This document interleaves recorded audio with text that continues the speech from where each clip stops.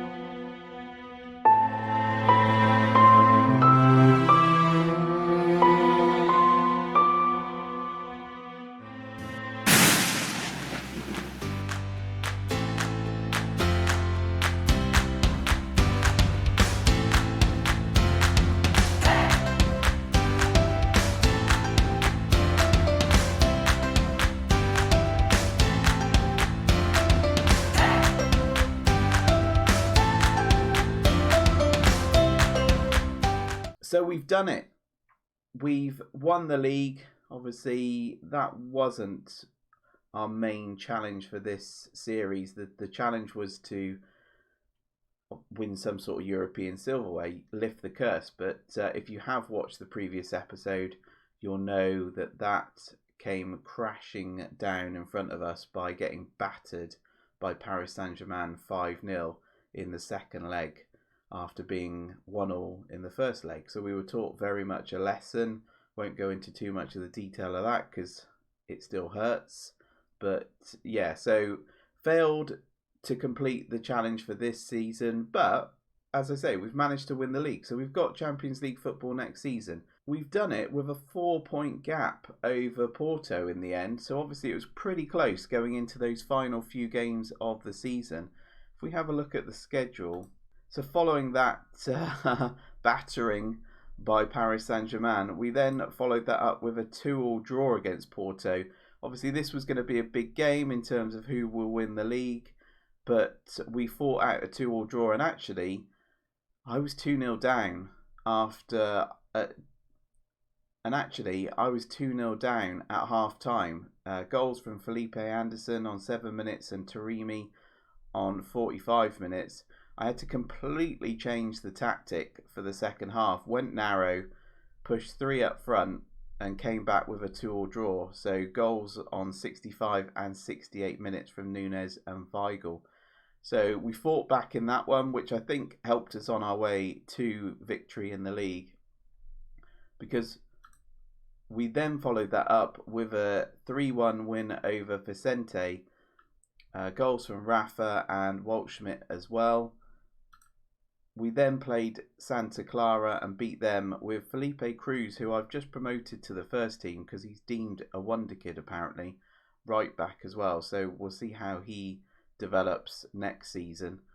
And Samaras as well. So I changed the team a bit for this one, knowing that we've got that cup final against Porto, which will be in today's episode, plus a bit of a review of our first season at Benfica attempting this challenge.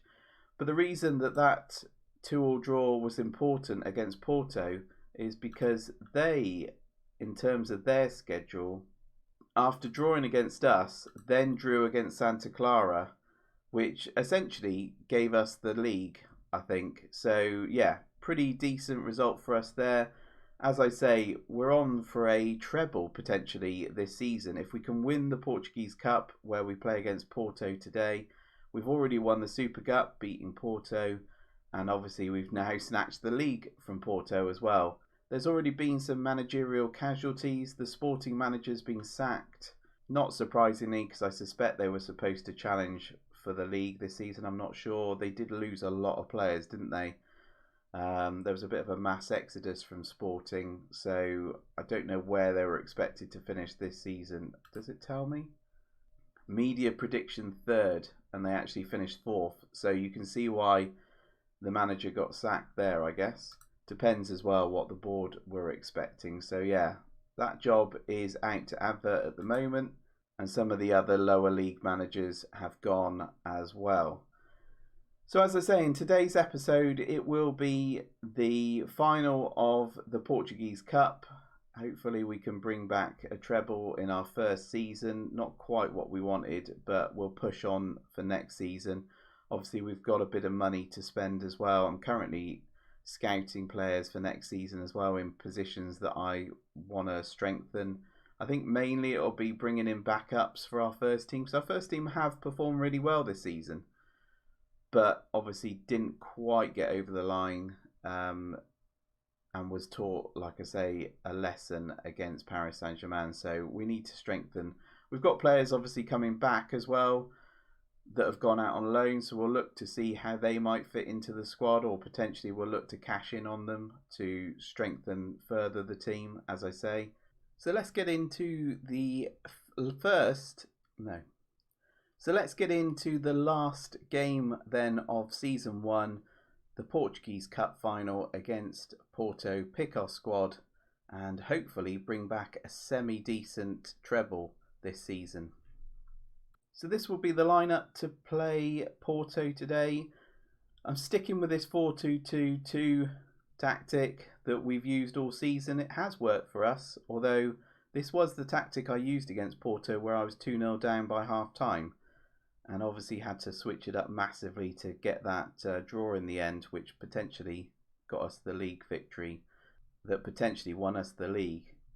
So in terms of the squad, it's going to be Odyssey's in goal, Gilberto Otamendi, Verissimo and Grimaldo as our back four, Weigl and Chiquinho in midfield, with Pizzi and Servi on the wings, Nunez and Waldschmidt up front. Let's get into this cup final then, hopefully bring back the treble. Get out there and prove to everyone that you're winners. That seems like a good response. Well, Drew, the big game is finally upon us. Can you win the PT Cup here today? We've managed to give ourselves a great platform on which to perform today, and I hope the players do themselves justice because they've been magnificent all season. I hope so. We've prepared well and the lads look ready to go and give a suitable performance. That doesn't sound good. I think I like the first one. The game is one of the biggest, and all the Benfica fans are sure to be watching with high expectations. Is that making you at all anxious? The team is aware of what is expected of them. That has been made abundantly clear. It's the cup final. I've got to play it in 3D, just so that we can hopefully see ourselves lifting the cup at the end. Good save from Odysseys. I do struggle with 3D normally, so we'll see how we get on. I did start the season, or start this save, playing 3D. Well, they're in. Great bit of defending from Gilberto. I might have to slow it down a bit. That was going way too fast. I couldn't keep up with it. Takato now, and it's another great save from the goalkeeper. 8 minutes in, they're all over us here. Obviously not happy that they lost the league to us. They've had 5 shots, 5 on target. We've not mastered a single shot so far. Oh, our first highlight, Grimaldo with the ball in. Oh, is that a penalty? We're literally going to get a penalty with our first chance. Grimaldo with the ball in. They're checking VAR.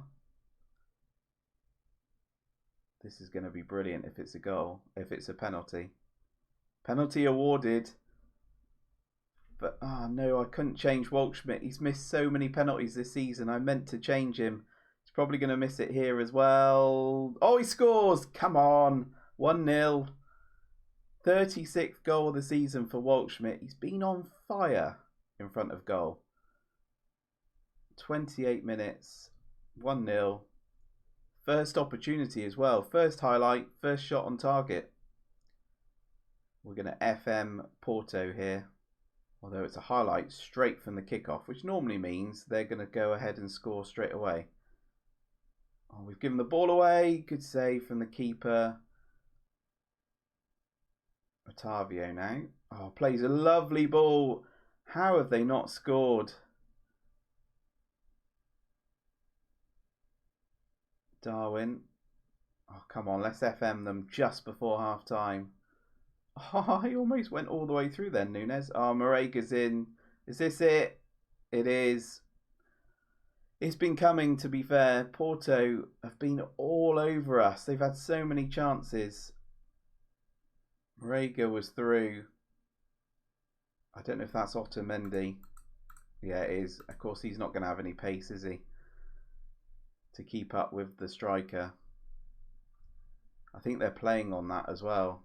9 shots, 9 on target for Porto in the first half, but nothing comes of it from our point of view. So we've literally had 1 shot. That was the goal. Tecatito now. Tecatito, yeah. And they've scored again. They've turned it around on us, which we probably expected given that they've been all over us in this first half. Still only had that 1 chance. And they're coming again at us here. Can't cope with them at all. As Ottavio goes close a couple of times. I just need to get into half time now and change things up, I think. There is half time. They've had 14 shots, 11 on target. Absolutely dominated us. I've switched it up. We've gone narrow for the second half.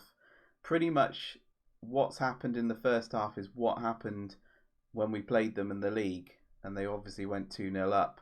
We've only had 1 shot in the first half, and that was the goal. Other than that, they've absolutely dominated us and obviously turned the tie around. So we need to come back and start getting some chances for ourselves. Right, big second half for us here. We need to come back. An early goal would help us, not them, us. As they push forward here, Grimaldo clears it. Oh, Weigel's in well. Waldschmidt heads it on. Nunez is going to get there. What can he do though? Because Porto have got back really quickly. Grimaldo wins the throw in. Probably all he could do there. Another highlight to them. Although we clear it and we can counter attack if we could have got on the ball, which we can't.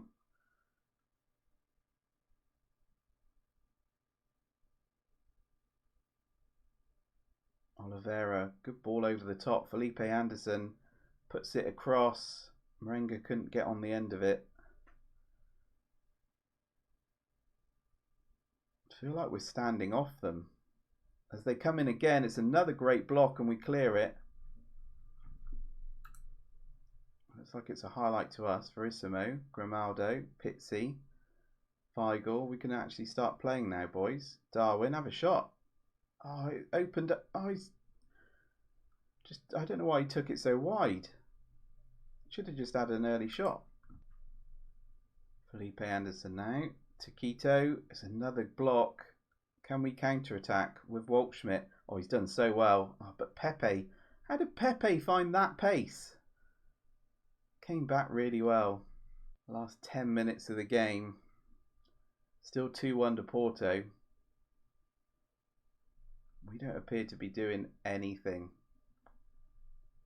Oh, Grimaldo with a free kick. Oh, it's a great save from the goalkeeper. I thought that was going in. Great camera angle. 3 minutes of added on time. They've absolutely... They deserve to win this, to be fair. Absolutely dominated us from the first whistle. We went 1 goal up thanks to that penalty, but apart from that, they've been all over us. Well deserved for Porto. At least they've won something this season. It's that Pepe lifting the cup by the looks of it. Alright, don't milk it too much. We'll come back next season. We've won the league. We've won the Super Cup. Funny seeing the refs applauding as well. I don't know if they do that in real life. Funny to see the refs clapping. Interesting cartwheel from the goalkeeper there as they do their lap of honour. Disappointed, I think, is the best way to describe it. How do you feel in the immediate wake of such a disappointment? I'm proud it wasn't to be today, but the future is definitely bright. Yeah, I think so. We won the league. We got to the semi-final of the Champions League. Yeah, pretty pleased with this season. Obviously, that cup would have made it a decent treble, but we'll take the double. A result like that against such fierce rivals must really hurt your pride. We can hold our heads up high. The result wasn't ideal, but the performance pleased me a lot. That wasn't quite true. Our performance was pretty shocking. So Waldschmidt finished, not surprisingly, top goal scorer of this cup. 9 goals for him. Interestingly, I talk about how Waldschmidt misses a lot of penalties. He actually got 3 out of 3 in the cup. Right guys, let's do our season review, and that will then end this first season at Benfica, taking on this cursed challenge. The new arrivals. It was a busy season in the transfer market. Not for us. We only brought in 1 player.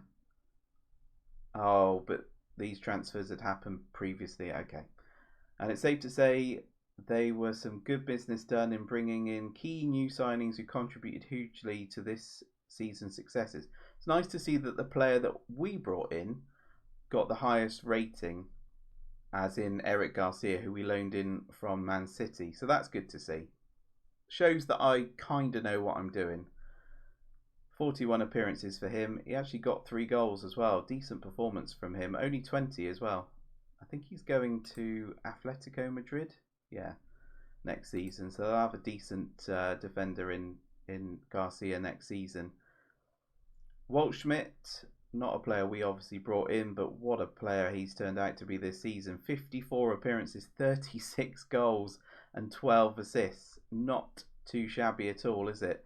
His strike partner Nunez came in from Almeria. 22 million, 36 appearances for him, 21 goals, 5 assists. Again, decent performance from him. Verissimo, the supporting centre-back to Garcia, made 39 appearances. Only 6 million he cost. That's pretty decent business from Benfica.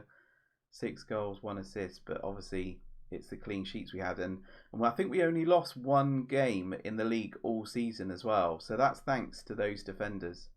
Otamendi, 33 years of age now, so we obviously need to think about that for next season in terms of potential backup for him. I don't know if we've got any defenders out on loan that might come back that can potentially play in his position, not sure. But 29 appearances he managed this season. Did get 2 goals as well. Vertonghen as well. So yeah, we've got 2 veteran centre-backs. We haven't really played Vertonghen. 18 appearances. He's not happy. We might move him on in the summer potentially. But yeah, decent performances. Everton as well. He was a bit of a slow burner. He didn't really start well, but then he did manage 31 appearances this season, got us 8 goals. Obviously came in when Nunez was injured and got us some vital goals. The season's results. It was a memorable year for Benfica, who got off to a tremendous start in November that provided them with a platform to top the table and go on to win the competition. That's a really good way of explaining what we did this season. So final position was first. That pleases the board because they wanted us to win the league. The board are pleased that the team won the Premier League this season. B- for me there. 4-point gap, and like I say, only lost one game this season, which is pretty impressive. And who was that against? Boavista, and we only lost that 1-0. Porto lost against Famalicão 2-1. So yeah, pretty decent league form for us this season. Obviously the Champions League, the big one in terms of the challenge, knocked out in the semi-finals of the Champions League, but some memorable results. When you look back at the performances, we got a draw against Juventus at home.